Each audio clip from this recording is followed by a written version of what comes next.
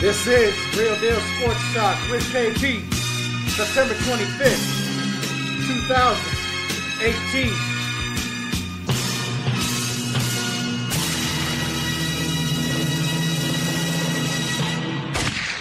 Mr. Green. I'm vowed to be the nicest.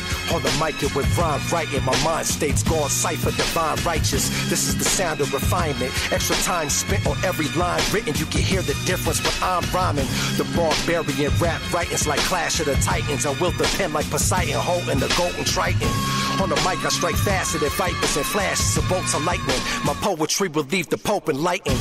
Whack rappers is past time, you paid the Pied Piper. As the price just skyrocket, I stand to make a profit. I rap circles and spirals above your favorite artist, like an identifiable flying object with bars so far over your head. I'm honest to be rhyming in high orbit. If I dumb the metaphors down, you think the sky was falling. Rappers' arms too short to shadow box with the lords in the pantheon of rap. I'm the high exalted, the new God flow. Prepare your offering. I treat the booth like the synagogue, cause the mic's my calling. I should congregate a following, although agnostic. You felt the flow was God sent, further personifying my Messiah complex.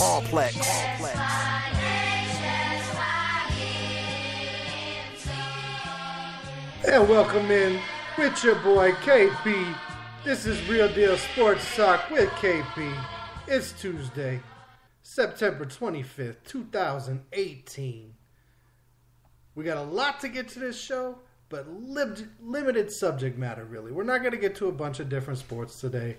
You know, we're going to hit on Tiger Woods, obviously big story over the weekend. But week 3 in the NFL, there is just so much to talk about. We'll see if we wrap everything up with that I want to get to today. If we got time to maybe get to, some of these Major League Baseball standings. We'll definitely talk about Tiger Woods. I want to get to the best landing spot for Le'Veon Bell if Pittsburgh decides to trade him. We are now 3 weeks into his holdout. Pittsburgh is 1-1-1. Got a lot of 1-1-1 teams right now, don't we? It's kind of interesting. We'll talk about that. We're going to talk about this roughing the passer nonsense a little bit more. Clay Matthews flagged again this weekend. We'll get to that. We had the local team here in Colorado, the Broncos. They just did everything they could to lose a game, it seemed like. We'll get to that. We got the high-scoring Saints-Falcons game. Jimmy G goes down this weekend. Tyrod Taylor, he's getting Wally pipped there in Cleveland. So lots to talk about. We're going to try and get to it all. Let's start off with the scores, obviously. I don't know how you guys did on your picks this week. I got 10 games picked correctly this week, so not too bad. Up from weeks 1 and 2 for me. I was able to pick a couple of the upsets. Thursday night, we had the emergence of Baker Mayfield as he comes in for Tyrod Taylor after Tyrod goes down with a concussion against the Jets. He goes ahead and doesn't screw the game up, and they win 21-17 over the Jets, who dominated Detroit week 1, lost to Miami in week 2, and followed that up with a loss to Cleveland in week 3. Now, see, I saw this meme this week after, my favorite team, the Lions, beat the Patriots on Monday night. And it said, Sunday night, excuse me. It said, the Jets beat the Lions. Cleveland beat the Jets. The Lions beat the Patriots. That means Cleveland's better than the Patriots. It was kind of funny. You got to appreciate the humor. Early on in this season, it has been crazy who's winning these games. Now, I told you guys before the season started, I had the Browns with the talent, with Tyrod Taylor as the quarterback, going 7-9 on the season. I'm not surprised they're doing well. I'm a little surprised at how well Greg Williams has the defense playing. That being said, they win 21-17. They are now 1-1-1. The Saints and Falcons, this was a fun game to watch.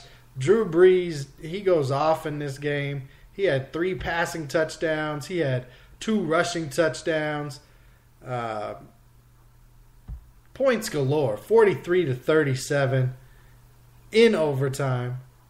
Matt Ryan, highest highest quarterback rating in NFL history in a game where you score 37 points and lose. Falcons lose another starting safety. Eric Reed. And, apparently there's some guy named Eric Reed. He was an all-pro. Played for the 49ers, I think, maybe. He's out there now. He likes to kneel for injustice and human rights and, equality and, black and brown people not getting treated unfairly by the criminal justice system, being shot for, barbecuing, whatever, crazy ideas there. But, there is an all-pro safety on the market. Just, put that in your ear. You might, take a look at that if you're the Falcons right now. A lot of teams apparently looking for safeties. Falcons had a great performance. I thought that was one of their best offensive performances since Steve Sarkisian took over for the offensive coordinator position. Now it helps that he was at Alabama, so he has some familiarity with Calvin Ridley, who came in as a rookie and had 3 touchdown grabs in that game. So congratulations to the young buck. Washington, they get over on the Packers 31-17. The Packers lose Muhammad Wilkerson for the season with some kind of undisclosed ankle injury that turned into ankle surgery directly after they took him from the field to the hospital. That's just too bad right there. They were leaning on him pretty heavily for that defensive line to be that missing piece. We all saw the Clay Matthews bad call again. Aaron Rodgers bumbling and fumbling around. Washington gets the win. The battle between Aaron Rodgers and Alex Smith, same draft class. Remember who was going to go number 1 overall. Alex Smith went number 1 to San Francisco. Aaron Rodgers dropped to 27 with Green Bay. We all know how their careers have gone from there. That was also a fun game to watch. It had the intrigue of, is Aaron Rodgers going to mount another comeback? Is the banged up Aaron Rodgers going to have the miracle throw? Because the Packers did start to turn it on a little bit in the middle of the game, middle of the third quarter. They got up to 17 points in the game. But that Wilkerson injury is going to be major. That bad call on Clay Matthews. That was another killer in that game. Here's what Clay had to say about that. A lot of shock. Another hit, roughing the passer penalty. Just your reaction. Well, obviously I don't agree with it. Again, whereas last week I thought I did it. It hit the quarterback correctly. Head was to the side again, wrapped him up. And you see, as soon as I hit the ground, you see me try and pull my hands out. Obviously when you're tackling a guy from the front, you're going to land on him. I understand the spirit of the rule. I said that, weeks prior. But when you have a hit like that, that's a football play. I even went up to Alex Smith after the game, asked him, what do you think? What can I do differently? Because that's a football play. And of course, like I said last week, the NFL's going to come back, so I put my body on him. But that's a football play. I hit him from the front, got my head across, wrapped up. I've never heard of anybody tackling somebody without any hands. When he gives himself up, as soon as you hit him, your body weight's going to go on him. But I think we're looking for the hits, that took Aaron out last year. That little extra. If I wanted to hurt him, I could have put some extra on him. But that's football. So I don't know. I really don't know. Unfortunately, this league's going in a direction I think a lot of people don't like.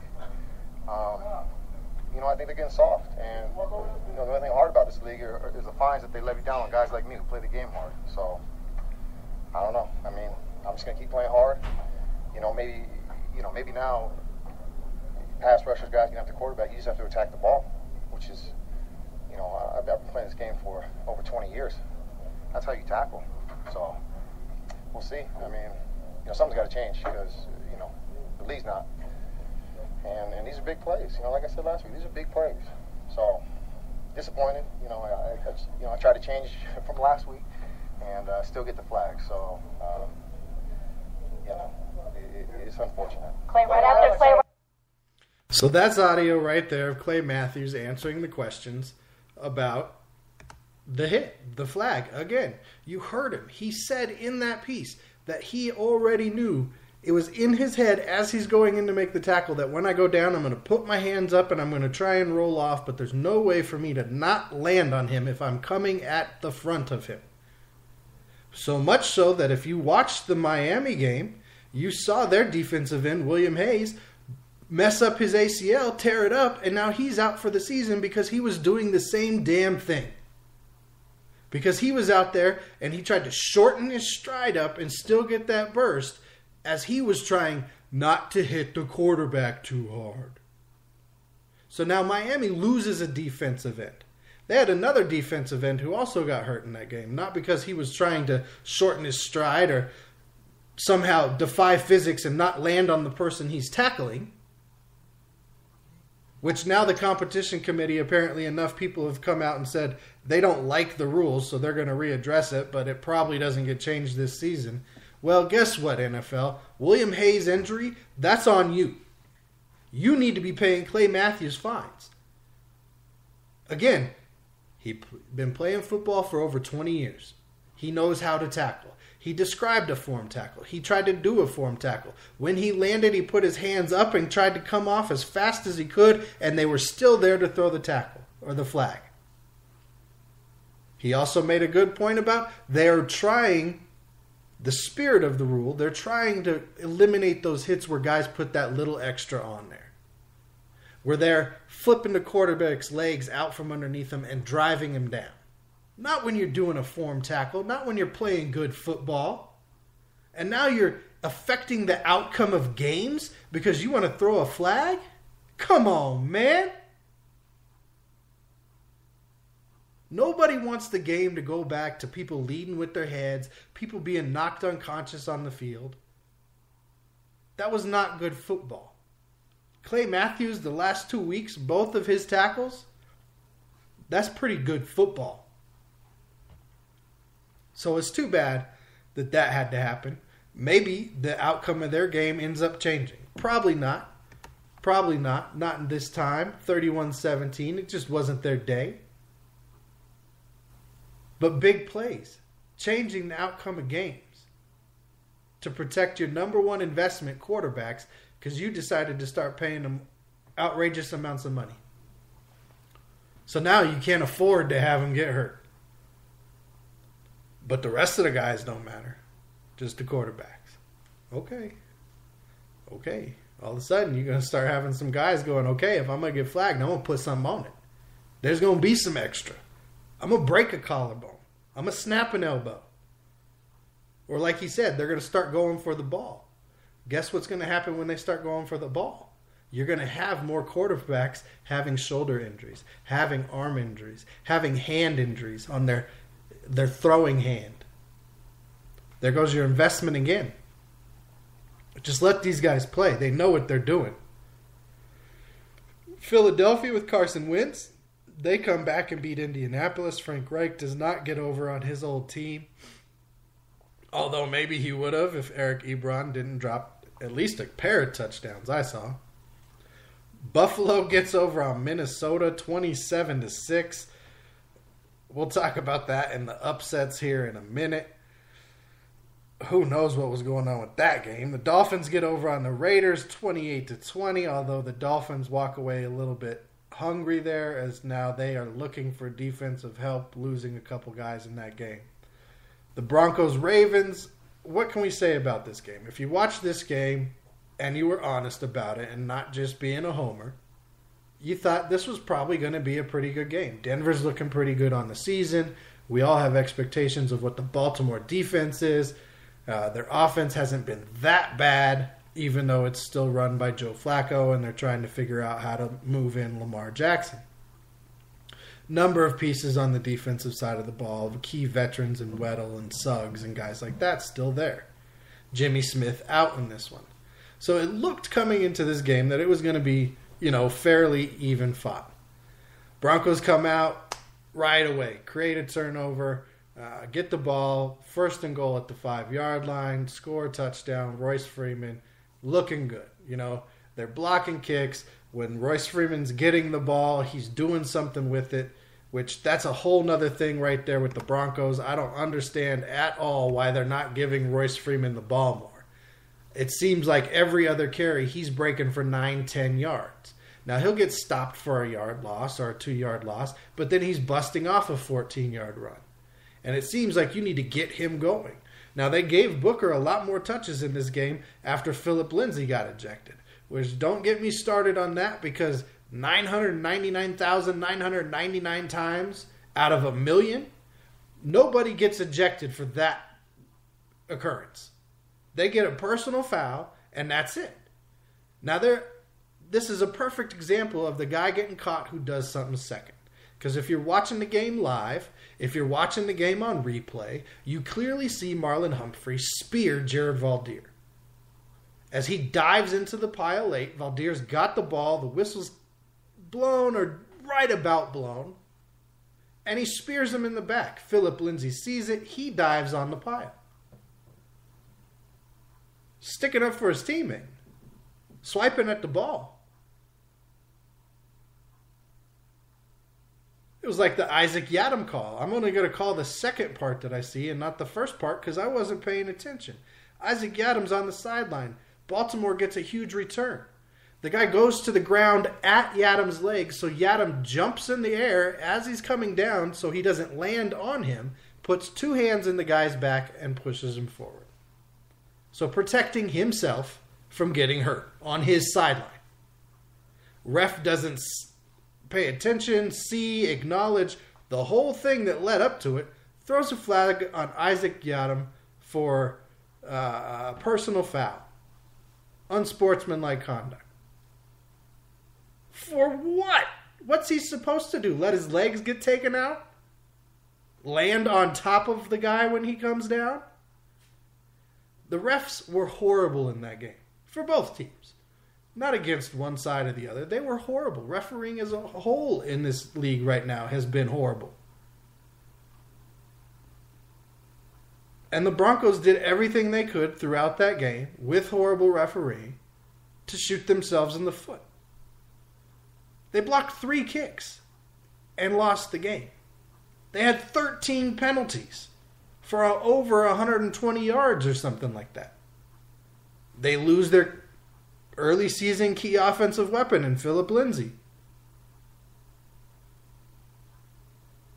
Garrett Bowles can't play left tackle.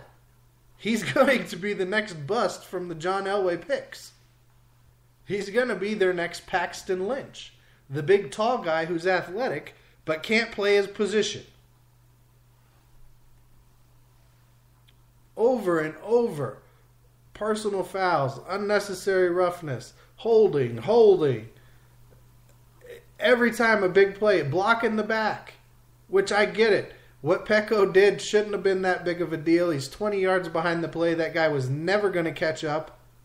In fact, if you watch it, Peko kind of nudges him because the guy comes across his face and he doesn't want to run through him. And then the big lug falls down.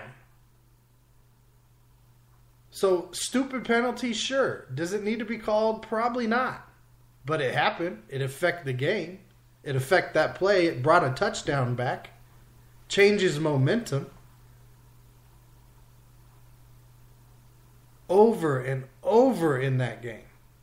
And I told you, they're horrible when they fly back east and play Baltimore. I think they're 1-6 now in Baltimore all time. Case Keenum throws a pick in the red zone. Okay. That's going to happen in the NFL. You throw the ball that many times, guys are going to throw interceptions. Chad Kelly's not ready to be the starter on any team, more or less this team that has aspirations of going further into the season.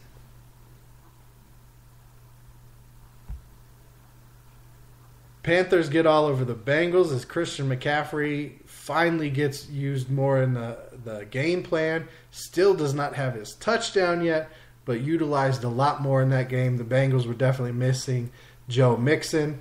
A.J. Green gets hurt. So Panthers 31-21 in that contest. The Giants, I told you I didn't pick them. They go back down to Houston. They win one, 27-22. They let it get close at the end. But Saquon Barkley looked good. Eli had some protection. He was able to get some passes off. Now they do lose their tight end, Evan Ingram, for an undisclosed amount of time with an injury in this game, some kind of a sprain. But they looked good. It looked like a much better team. Eric Flowers not out there at right tackle. They benched him for this game. We'll see if they decide to revert that at some point. I hope not. Let him sit there and figure out how to play again. Titans, we'll talk about them here in a second also with this upset they pulled in a field goal battle over the Jaguars, 9-6. The Chiefs beat the 49ers 38-27 in a game where they lose Jimmy Garoppolo for the season with an ACL tear. He's running off to the left on a scramble, tries to make a juke instead of going out of bounds, and the ACL pops. Mahomes goes for 3 more touchdowns, and again, I'm telling you guys, this is an all big play offense. If you make this team slow down, if you make this team not get the big plays, you can play with Kansas City because their defense is average at best. And they're living and dying by the big play. So much so that the 49ers were able to mount a comeback. This deficit was much bigger earlier in the game, and they put it on them a little bit, and then Jimmy got hurt. But they started limiting the big plays. Tyreek Hill wasn't going off. Travis Kelce wasn't going off. Kareem Hunt wasn't going off. They stopped letting Patrick Mahomes run all over the field for 10 seconds and then fire touchdowns. You limit the big plays, you have a chance to beat Kansas City. If not, they are too fast, too athletic. He can throw the ball as hard and as far as Aaron Rodgers, and if he learns the same touch, it's going to be scary. He's got the most touchdowns in the first 3 weeks of any quarterback in NFL history, and he's 24 years old. It's been impressive. It's been great offense. The Chiefs' problem has always been the playoffs. Andy Reid's doing an excellent job with this young team, keeping it creative. But again, his problem has always been coaching in the playoffs. 49ers, they're not going to... It'd be cool if they traded for Tyrod Taylor. Tyrod should be able to get out of Cleveland now since he got Wally pipped. It'd be great if they brought back Colin Kaepernick. I think he'd be excellent in Kyle Shanahan's system. They've said that they don't have any interest. C.J. Beathard, that's our guy. Confident in our guys. It's going to be a long season now for the 49ers. They're in a building process. So expect them to have some trials and tribulations as this season goes along for sure. It's going to be rough. Rams, they get all over the Chargers, 35-23 in the Battle of L.A. Rams are looking good right now, but they lose both of their starting corners with ankle and calf injuries. Peters and Talib both go down in this game, and both could miss up to a month. So we'll see how that defense can do without both of those two guys as they start entering a more challenging part of their schedule. Jared Goff's looking good. Todd Gurley, he's Todd Gurley. I mean, face it. Right now, he's the best running back in the NFL playing. So, and he had a good game as well. Very good game receiving and running the ball. Scored a touchdown. I only know because he's on my fantasy team. I went off this weekend. Seattle got over on the Cowboys, the Jerry Boys, just like I thought they would. They ain't got nothing. They've got a running game that's backed by nothing. No passing game, no receivers. Guys can't get open. Dak can't do it. Dak looks real good when you got some weapons in the best running game. But you take away the weapons and limit the running game, all of a sudden, Dak don't look so good. He's missing guys. He's throwing it high. Hasn't hit 200 yards in like 8 of his last 10 games or something like that. That's another quarterback everybody should not have jumped on the bandwagon so fast without letting him play enough games to really get something under his belt. to have him be the challenge, to have him be the guy who had to be the guy, to have him battle not having weapons, like we're seeing with Tom Brady right now. The Cardinals, they go up 14-0 on the Bears. Let the Bears come back and win it 16-14. They have a quarterback change there as Josh Rosen's coming in. So they now have a $20 million backup in Sam Bradford. That is hilarious. They have a $20 million backup quarterback. Unbelievable. Cardinals should have won that game. Trubisky was not playing good at all. The running game wasn't there. And face it, the Cardinals don't got a lot going for them right now. Now next week we got all the first round quarterbacks but Lamar Jackson starting next week. Baker Mayfield, Josh Darnold, Josh Allen, and Josh Rosen. Right. Sam Darnold, excuse me. So all four of those guys are going to be starting next week for their respective teams. Lamar Jackson, the only one so far who has not gotten the start.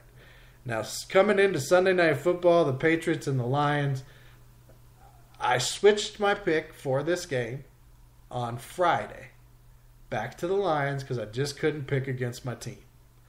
I didn't have a good feeling about the game, but when it came right down to it, I couldn't pick against my team.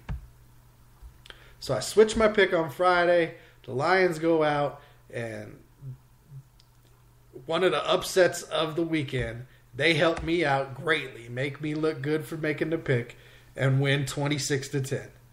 Their best defense of the game, they kept Tom Brady on the sideline. They dominated in time of possession. They didn't turn the ball over. They got a 100-yard rusher. Hallelujah, Kerryon Johnson.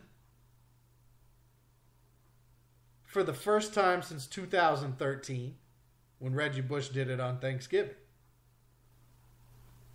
It was impressive. But as a Lions fan, I'm looking at that going, okay, it was one game. We haven't really looked good through the first two. We started to kind of look good in the fourth quarter against San Francisco, but didn't make the comeback. So now we got Dallas this week.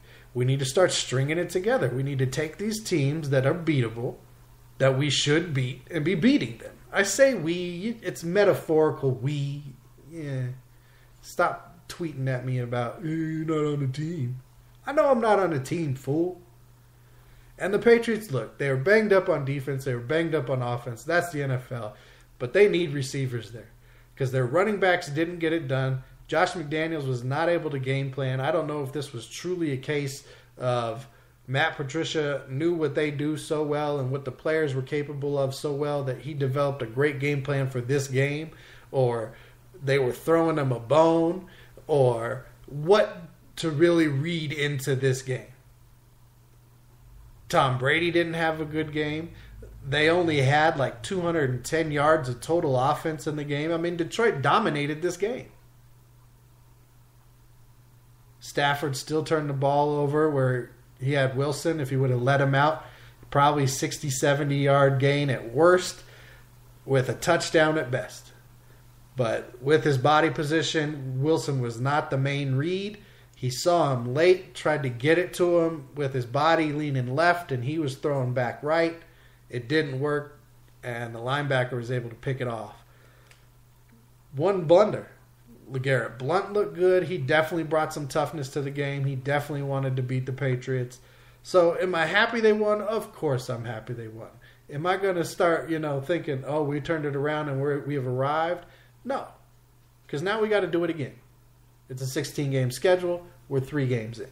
Okay, everybody slow your roll. Stop getting so excited about everything. Let some stuff develop. Then last night, the Steelers. I also picked the Steelers last night to beat the Bucs. They pulled it off, even though Fitzpatrick tried to bring them back. Steelers win 30-27. Probably don't win that game if it wasn't you take away that pick 6 that Fitzpatrick threw. Another great game, though. Offense is clicking. You can see the offensive coordinator is in sync with his team right now. It's something special to watch. Steelers, again, missing Le'Veon Bell in this one. Now, we had other upsets. If you picked the Bills to beat Minnesota 27-6 or 3-0 or at all, congratulations. Because you're either a diehard Bills fan or you just decided to go out on a whim. Or you hate the Vikings. I don't know. But that game, they were a 17-point favorite. And the Bills whooped that ass. Maybe it was a trap game for Minnesota. They're looking past the Bills because the Bills don't look good the first 2 games of the season. And Thursday night, you've got the LA Rams on the schedule. So maybe Minnesota looked past that opponent a little bit, and it came back to bite them because they weren't up to play. They were not ready. They did not come back with a fight. They did, and the Buffalo came out with a fight. It's almost like Buffalo did not like the negative attention this week of one of their brothers deciding to retire early. And they decided to go out and show they could do it without him. And they did. Josh Allen, the quarterback, he did stuff you should never do as a quarterback. You don't go out and hurdle 6'5" linebackers in the open field because you're trying to get the first down.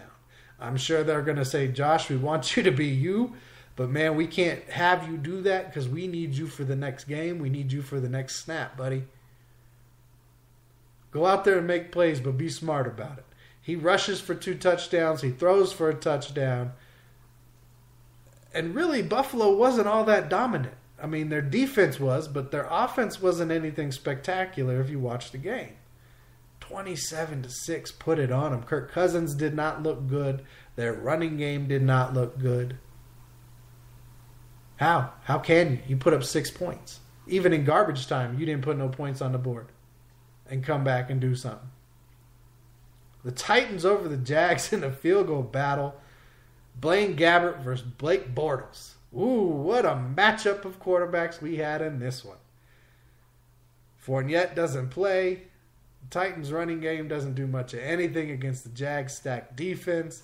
The Titans are a quietly underranked defense, I think, right now in the NFL as they are just holding teams down. But without some offense at some point, that's going to start breaking this team down. Their defense is going to spend too much time on the field with 3 and outs, short drives. Mariota can't feel his hand. Blaine Gabbert hasn't been good enough his entire career to lead a team to multiple victories or the playoffs or beyond. So the Titans are in a predicament right now. Mike Vrabel's got to feel good about the defense, but he's got to seriously figure something else out to make this offense competitive. I mean, to go out and beat the Jags 9-6 in a field goal battle when you're clearly outmatched, you took advantage of an opportunity. Congratulations. Now fix your offense, because face it, Mariota with one hand sucks. Mariota with 2 hands, second half of the league. Blaine Gabbert sucks. Blake Bortles sucks. They're not good. If these teams had other choices or different amounts of money invested, these guys would not be on these teams. Those were the 3 upsets to me. Washington beating Green Bay, some people listed as an upset. I didn't really see that one as an upset. I thought that was a pretty even game. And Le'Veon Bell still not playing. Where should he be? Best landing spot. Well, the best spot for Le'Veon Bell was with Pittsburgh. Was to be part of this team with Ben Roethlisberger and Antonio Brown and Juju Smith. And we saw what Clinton McDonald did with the stiff arm heard around the world. But now we've seen the offensive line come out and speak about his business and his money. We've heard there's displeasure, right? So they're not going to be like, ooh, open arms, here's my boy, welcome back, let's go get this done. It's going to be business with them. And if it messes up, it messes up. They don't have his back anymore. It's not getting worked out in Pittsburgh. So dragging it on, you're not doing anything for yourselves. It does not make you look good in the eyes of other free agents who are thinking, well, maybe I don't want to do business with Pittsburgh. And I thought I did. They're such a great organization. They've won all these Super Bowls. They've got all this talent. But maybe they don't do their players right. Maybe what I'm seeing with all this sideline nonsense and locker room videos and players appearing on TV shows talking about the coach. Maybe there's cracks in that armor. So at this point, you have to trade him. You have to do what's best and get the most for it you can. So where's the best landing spot? Well, you go through the divisions. A lot of teams could use him. Miami could use him for sure. He's down in Miami this whole holdout. Clubbing, partying. Maybe he's saying, send me to Miami. New England could use him. Yes, they have a stable of running backs, but he's different. That gives you a receiver running back option, and you're not, given any keys when you bring him into the game. The Jets could use him, but we already heard him say for the Jets to get him, it's going to cost $100 million. The Ravens could use him. Houston, Indianapolis could definitely use him. Oakland could use him. Yes, they have Lynch and Martin and Richard and Washington, but again, pair Lynch with Bell. You let Lynch be that short yardage guy, that takes some of those bigger, harder carries off of Bell, and you're able to better use Bell in the passing and running game on the early downs. Detroit, okay, he's got Michigan State ties, but we have Kerryon Johnson, we've got LeGarrette Blount, we have Theo Riddick. I don't really see that. Green Bay could definitely use a weapon like Le'Veon Bell. Now, I don't want to see that, but that would be a great fit there. In fact, that would give Green Bay enough talent to, in my mind, propel them into the actual Super Bowl contender talk. Because now you have a Le'Veon Bell. You have a red zone target in Jimmy Graham. You have some outside guys in Devontae Adams and Randall Cobb and the young kid, 81, Geronimo Allen, that they're bringing along. Tampa Bay could use him. Put him on that offense right now. Extraordinary weapon down there. San Francisco could definitely use him with McKinnon being out this year. They lost the guy. They lose Jimmy Graham. Or Garoppolo, excuse me. And Seattle. So best landing spots, if I'm him, I don't want to be traded to a team that's not a contender. Pittsburgh probably doesn't want to trade him in the division to Baltimore, so you can take them off the list. And they probably don't want to trade him into the AFC. They'd rather not have to face him until you see him in the Super Bowl. So really the best landing spots for Le'Veon Bell right now, in my mind, are Green Bay, Tampa Bay, and maybe Seattle. Because the injury to Jimmy Garoppolo changes the landscape of that division, and you might be able to get a wild card team out of that division now in Seattle. Maybe.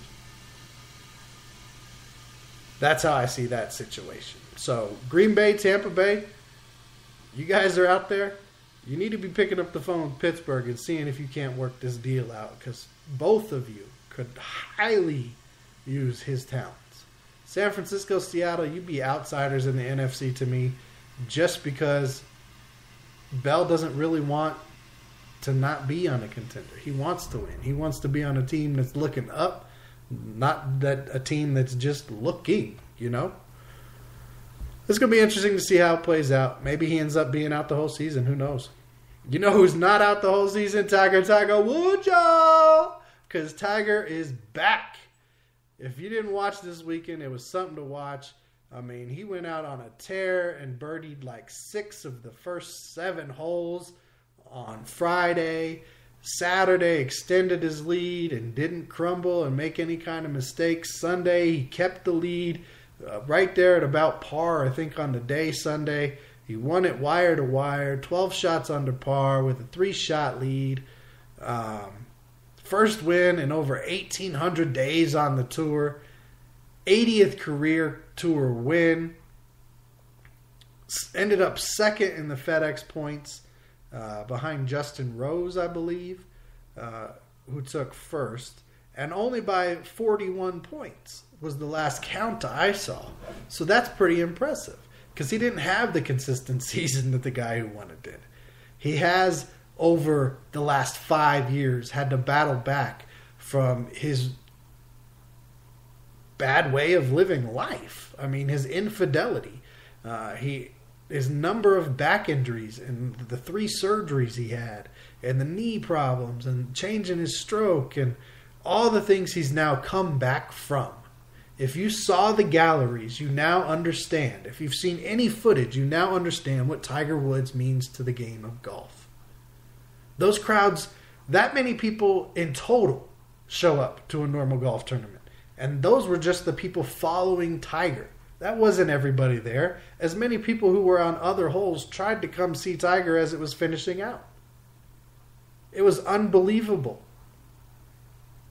Watching the excitement, watching his emotion, watching him break down in the interviews afterwards, seeing the smile on his face that he had finally broken through and gotten that win. And in a tournament like this one, the tournament championship, going into the Ryder Cup next week. It was impressive. I watch golf because of Tiger Woods. I played golf in college and got clubs because of Tiger Woods. I will watch golf now because Tiger Woods is back playing well. And that makes it more interesting. It makes it better to watch. Period. That's just real talk.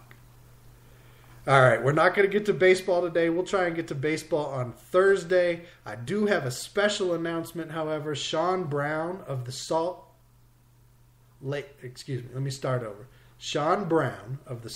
Stallions in the AAF, the Alliance of American Football, will be on the show on Thursday. If you guys don't remember or know, the AAF, Alliance of American Football, is the league that will be starting in 2019 that Charlie Ebersol and Bill Polian are heading up. Now, Charlie Ebersol's dad, Dick Ebersol, had previously started up a league with Vince McMahon, the XFL, which is also coming back, but not until the 2020 season. So it's kind of interesting how Charlie's deciding to undercut his dad's former business partner by 1 year with this new professional football league. I think it's great. I know Sean from his days back with the Colorado Crush in the Arena Football League. So it's going to be great to catch up with him and talk about what they have going on there, the differences between the indoor and the outdoor game, what he's kind of expecting out of the league, and things like that. We'll talk about the team a little bit also. So that's going to be Thursday, but that's all I have for you today, guys. I appreciate you listening. Until next time, you know how we do. Just be real.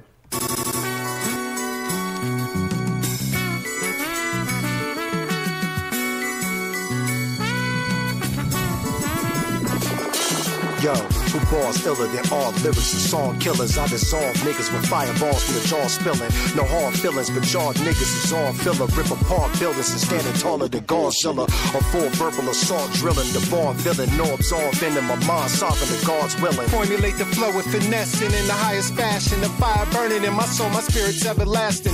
Feel the wrath, you rappers don't even stand a chance. Crushing everything in our path just like an avalanche. So resounding, the flow is sounding so picture perfect. Blood, sweat, and tears. Promise you that the shit is worth it. My word's perfect in every verse is the worst murder. And I'll probably burn up a fire attended a church service. It's closed curtains for whack rappers who lack purpose. You should stop your rapping and put your app in a fat burger. Cause only way you can serve them is with a side of fries. A verbal homicide if you try and rhyme it is not advised. Like Miles Davis and Coltrane and Hathaway. Hit your eardrum with a combination like Cassius Clay. Until this day there's never been anyone to beat him. My rhyme record's impetuous, I'm undefeated. Deep rooted in street music, the definition. Like I'm in the gym doing exercise with repetition. I'm precise on the mic and surgical knife incisions. I'm the nicest spitting, you can see as clear as a psychic's vision. With a sight to witness, I write with insightful wisdom. I'll ignite the cipher with more balls than a life in prison. I keep spitting into the paper, it's just a given. In the bins on whippers, the new edition is Michael Bivins. Confidently crushing the competition consistently. End it all quickly and put them out of their misery. Ultramagnetic, electric, and full of energy. Full throttle ahead forever until infinity. Never retire, spitting fire, never done with rhyming. As long as breath is in my lungs and the sun is shining. You'll never find another type of rhyme as raw as I am. When the bar's firing, the sound as wild as a born lion. Deliver lines with the perfect timing. There's no denying the meteors rise and explode star. I'm a super giant. I set the booth on fire the way that I'm blazing shit. While DJ Mechanics are manhandle the crossfader grip. Yeah, just keep it moving as we producing the greatest hits. 100% authentic, we never faking shit. Godzilla, gorilla, rhyming giant, Goliath. Too depth defined to be defined by science, yeah. I know he made us for a reason like he made the season. And nothing's iller than God giving his people freedom.